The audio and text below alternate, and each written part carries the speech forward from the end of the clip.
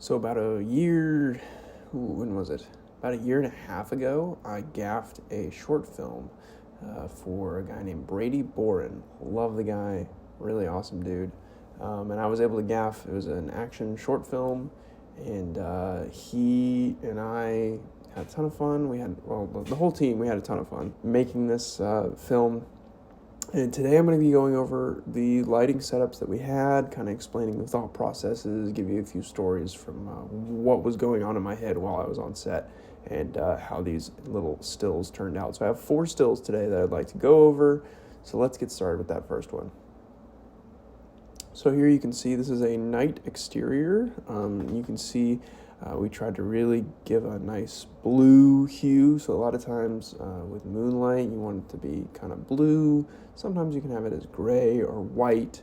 In this case, we did have it as blue. I don't remember the exact color temperature that I had put my lights at, but they did have also, I believe it was, we had 3 LED fixtures for this.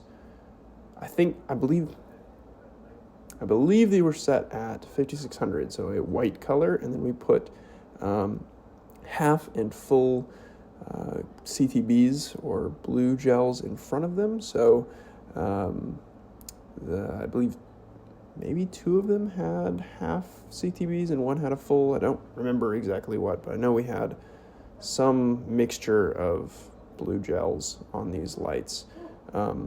And then I staggered these LEDs throughout the woods, put them up on C-stands. We didn't have any combos or mambos, so they were just up on C-stands about whatever the length would be, about 15 feet in the air, and I think we armed it up one.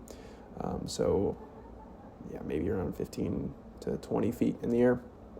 So you can see this light kind of coming as a rim or a backlight, I guess, sort of. Actually, it's really more coming from the side in this. This is from a sequence, and the camera was moving around a lot, and so we just kept the lights where they were, but then they shifted and kind of cheated him in different directions as this sequence was happening, and I think it gave kind of a good disorienting effect because the light kind of seems like it's still coming from the same spot, but since they cheated him, it kind of it switched up a little bit, and it's disorienting, and it's meant to be a disorienting scene.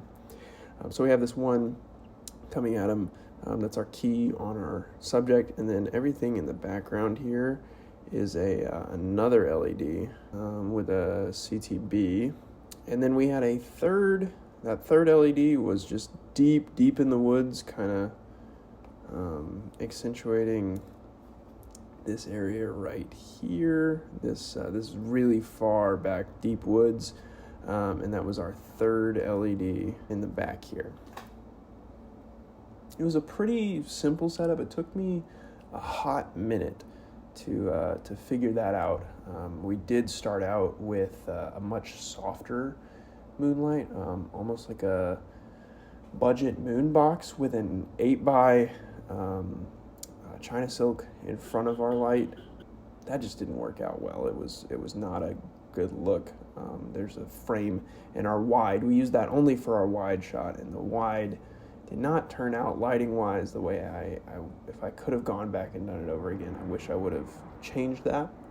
Now, something to note, we were shooting on a Blackmagic, which Blackmagic is not known for having good low light capabilities. So we were having to actually blast a lot more lights and just have a brighter image in general, so that the darker parts of our image, kind of in this area right here, would not get lost in darkness. So that was part of our reasoning of trying to get that big, large source. But unfortunately, it just didn't look good. It did bring our levels up, and it was fine in terms of for color. Not a lot got lost in this scene, but it does look too flat and just kind of strange. So would have gone back and maybe done that differently if we had a bigger budget. That was the other thing. We didn't have a huge budget. Actually, we were just using cruise gear for the most part. I think we rented an 8x silk and one or two other small things. This scene turned out pretty well. I'm pretty happy with it. The only thing I would have done differently was that one wide. All right. So this is a scene later. This is when our main character wakes up after this very disorienting scene. He wakes up, a stranger has found him in the woods, he's sitting by a campfire. And so what I wanted to do is I wanted to create a little bit of depth, see a little bit of the woods here and there. So we did have an LED on the back here, woods. So this was an LED with a CTB on it. It was kind of illuminating the back of the woods here, and then also giving a little bit of a fill kind of along his face right here. So this was also getting lit by this LED. I believe it was a Godox that we used. We had a Godox LED that was a 150 watt, I want to say. I don't remember the exact output that came from that Godox. Then we had two NAND lights that were 200 watts, and they were bicolor. Very helpful. So it was one of those two. So not a super bright light. And then what we did was we had the 8x China Silk up, so the above the actors, and blasting through that 8x, I put the other NAND light, I believe. And it was an LED. Had a CTO in front of it, so an orange gel, and that was giving us our firelight. I would have loved to have been able to give a little bit more flicker on his face, because we also did have the actual fire going for a lot of this scene. There was an actual fire that was a little bit illuminating the actors' faces. I would have loved to give a little bit more flicker. If I'd had a tube, some kind of tube setup at the time, then I would have probably used that as the flicker setup. I could also, I believe the NAND lights do have a feature on the app that you can do that on, and I don't remember why we didn't do that. Perhaps it didn't look good, but I would have loved to have had something kind of more down on more at his level that was giving a little bit more of a flicker, because having that overhead firelight did kind of take away from the look just a little bit. So I would have loved to have had a more level firelight at the time as well. But having that overhead LED going into the silk made a nice big source. And again, we were on Black Magics, which don't do well in low light. So I was just trying to cover a large area and be able to see things and have our colorist not be screaming at me in post. If I could have done this differently, I would have lit up the background just a tad bit more. The background, I mean, you can see this entire area here is just lost. I mean, there's nothing there. I would have hit it with another LED, probably with a CTB, but again, these were night shoots. We were going fast, going hard, just trying to knock them out, and that's okay. You know, sometimes we get a result of this, and I still do love how it turned out. And I think it turned out quite well. But moving on, we actually have the first scene of the film. This is where the protagonist first is introduced. He's in church with his parents, and something happens. Go watch the movie. If you haven't watched it, you should go see it.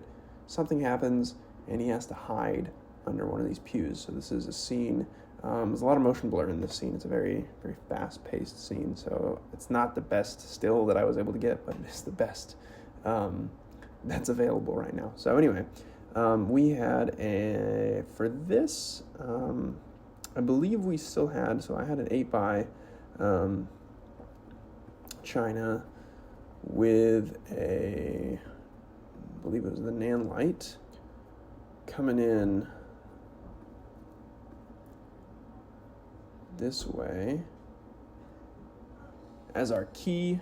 I was trying to give a nice big window look. There were no windows in this sanctuary. We were shooting in this church. There were no windows. I was trying to make it look like there were windows because we actually didn't see this one side of the church. So I was just trying to give it some light because it was a very not stuffy sanctuary, but there was no natural light, and I was trying to make it look like there was natural light that came in. So we had that. In this scene, I also had a bunch of backlights coming in this way. So that's what a lot of this is coming. This area right here, this whole area is being lit by those backlights. Those, I believe, were LED panels. I don't remember what kind. They were very old, like 30-year-old panels. But yes, those were LED panels. Excuse my handwriting, it sucks, absolutely sucks. And then I did have a fill, well, it's coming head on, so it's coming from behind the camera that is hitting kind of this area right here, and that is an LED source with diffusion over it. And also the reason that this is so desaturated, this is a flashback scene. It looks a little bit strange just as a still. It's a flashback scene, it makes sense in the movie, but that is why it is desaturated, just FYI.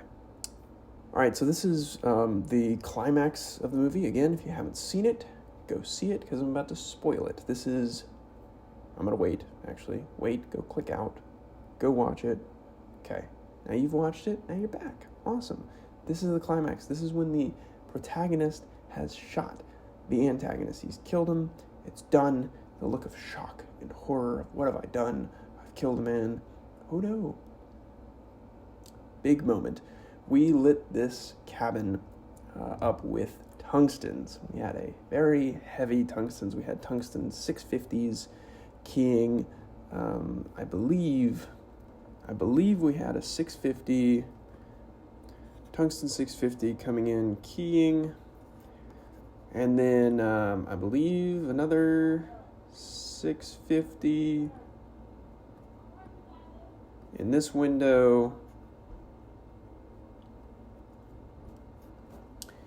and then we had some LED panels coming in. No, excuse me. We had tungsten. Oh, I don't even know what they're called. They were very strange. It was literally just a bulb with a little reflector, but it wasn't. They weren't like. They weren't par lights. They weren't. It was literally like reflective cloth around it. So if you know what that is, let me know. DP, his gear. He's the only person that I've ever worked with that has that type of light, and I genuinely don't know what they're called. But we had some more tungstens coming in from the side windows that you cannot see, that are off screen, but they're coming in this way.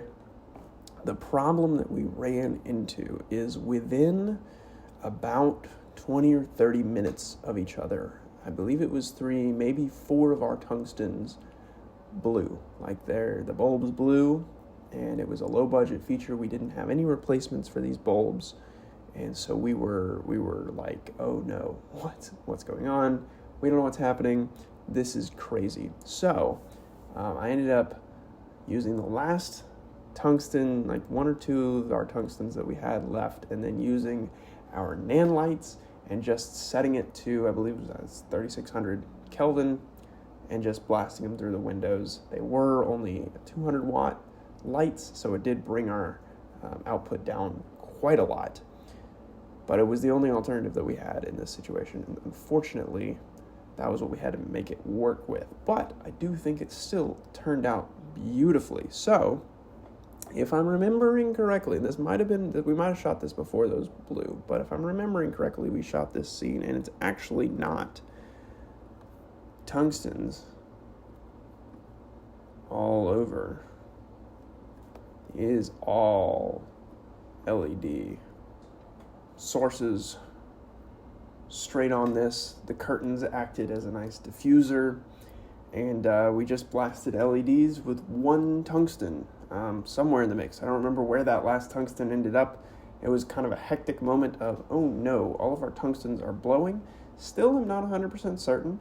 My running theory of why they blew all at once was not because we overloaded them, because we had them separated and they were running fine, or they should have been running fine, unless our generators were the problem. That's another possibility. But my predominating theory, we were shooting in South Georgia, which, if you have ever been to South Georgia in the summer, you will know that there are a ton of gnats.